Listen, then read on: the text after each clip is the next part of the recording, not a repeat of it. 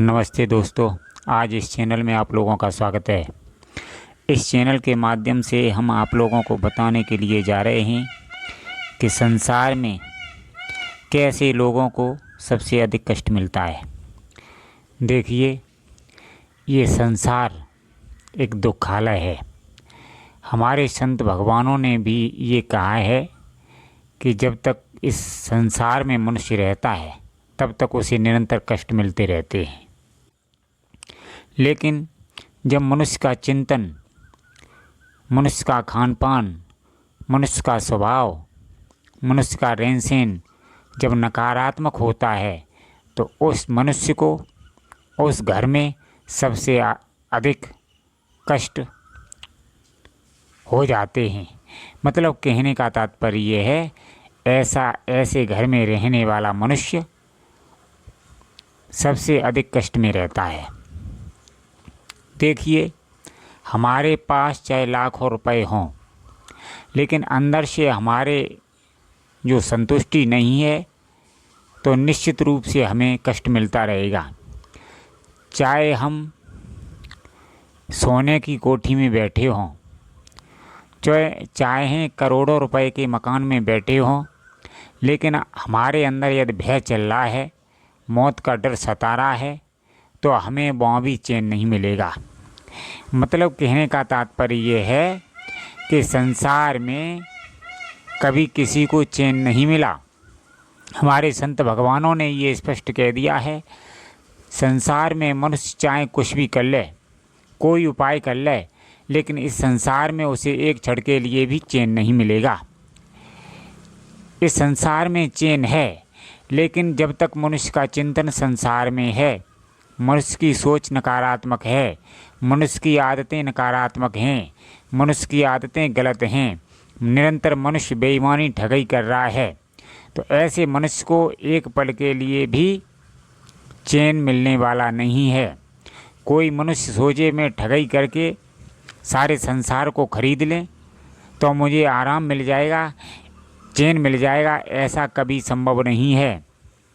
लोगों, हम आपके वहम को, भ्रम को दूर करने के लिए जा रहे हैं। आज तक इस संसार में जिसने बेईमानी की, गलत जिसके आचरण हैं, नकारात्मक जिसकी सोच है, उसे एक क्षण के लिए भी आराम नहीं मिला है, शांति नहीं मिली है।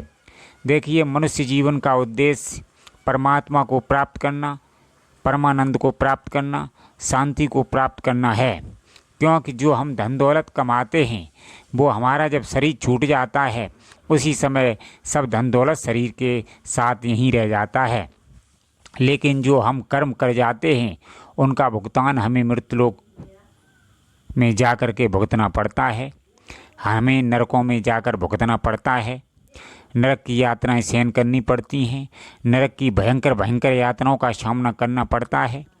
जब नरक में हमें यातना भुगतने के लिए मिलती है तो हमारा हाल तो बेहाल हो जाता है। इसलिए बंधुओं, ये कोई झूठी बातें नहीं हैं। देखिए, बहुत से शास्त्रों पुराणों में नरकों का वर्णन कर दिया है। पहली बात तो हम जैसे एक बस में बैठते हैं तो हम ड्राइवर का विश्वास करते हैं, उसी प्रकार जब तक आप अध्यात्म ग्रंथों का, सद्ग्रंथों का विश्वास नहीं करोगे तब तक आप ऐसे ही भटकते रहोगे। हमारे ऋषि मुनियों ने स्पष्ट रूप से कह दिया है कि मनुष्य जब तक इस अध्यात्म से नहीं जुड़ेगा तब तक एक क्षण के लिए भी उसे शांति नहीं मिल सकती है, आनंद नहीं मिल सकता है। कोई मनुष्य कितना भी धनी हो, लेकिन एक पल के लिए भी उसे आराम नहीं मिलेगा जब तक हमारा चिंतन संसार है, संसार की वस्तुओं में लगे हुए हैं, दिन रात समय को बर्बाद कर रहे हैं। लेकिन ध्यान रखना, 84 लाख योनियों के बाद जो ये मनुष्य जीवन मिला है, सिर्फ परमात्मा को प्राप्त करने के लिए मिला है। ये दोबारा चांस मिलने वाला नहीं है। इसलिए समझदार मनुष्य वही है जो इस मनुष्य जन्म को प्राप्त करके, भक्ति करके अपने परम तत्व को प्राप्त कर लेता है। जो मनुष्य अध्यात्म से नहीं जुड़ता है वो महाभयंकर पाप अपने साथ कर रहा है। ध्यान रखना, ये समय बार बार नहीं मिलेगा। इस जन्म में मृत्यु के उपरांत 84 लाख योनियों में जाना होगा। देखिए भयंकर भयंकर नरक यातनाएं हैं, 84 लाख योनियों हैं।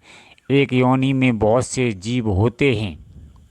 इसी प्रकार पता नहीं कभी संसार में आना हो, इसलिए मनुष्य को इस जन्म लेकर के इस संसार में सत्य की खोज करनी चाहिए। जो मनुष्य संसार में सत्य की खोज नहीं करता है उसका जीवन बर्बाद हो जाता है। इसलिए प्रत्येक मनुष्य का ये कर्तव्य है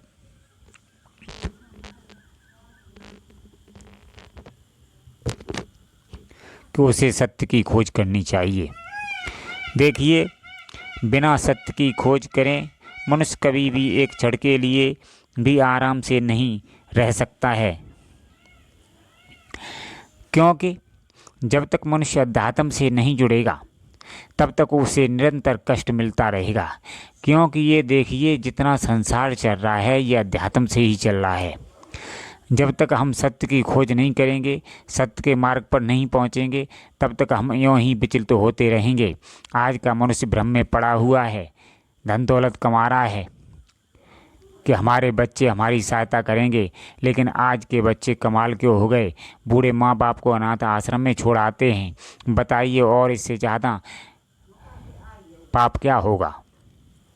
लेकिन ध्यान रखना, समझदार मनुष्य वही है जो अपने उम्र के रहते हुए अपने को अध्यात्म से जोड़ ले, और जो मनुष्य अध्यात्म से अपने आप को नहीं जोड़ेगा वो जीवन पर्यंत कष्टों को पाएगा और जीवन मृत्यु के उपरांत नरकों में जाएगा। और आज के समय में जिन मनुष्यों ने अपने गुरु नहीं बनाया है, जब गुरु नहीं बनाया है तो उनका कल्याण का मार्ग भी नहीं खुला है।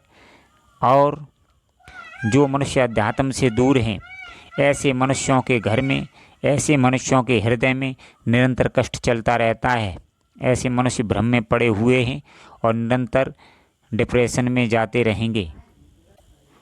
इसलिए मनुष्य का यह कर्तव्य है कि अध्यात्म को जीवन में अपनाए, और जब तक मनुष्य अध्यात्म को जीवन में नहीं अपनाएगा ऐसे मनुष्यों के घर में निरंतर दिक्कतें आती रहेंगी, परेशानियां आती रहेंगी। ऐसा घर निरंतर कलेश में रहेगा। और जिस मनुष्य के घर में सत्संग होगा और जिस मनुष्य के घर में अध्यात्म होगा वो मनुष्य सुख से अपने जीवन को बिताएंगे। इसलिए मित्रों, यदि अपने जीवन को, अपने घर बार को सुख शांति से रखना चाहते हो तो अध्यात्म से जुड़ना ही पड़ेगा। यदि आप अध्यात्म से नहीं जुड़ोगे तो आपके हृदय में, आपके घर में निरंतर कलेश चलता रहेगा। जो मनुष्य अध्यात्म से नहीं जुड़े हैं ऐसे मनुष्यों के घर में निरंतर कलेश चलता रहता है और हमेशा कष्ट में बने रहते हैं। धन्यवाद मित्रों।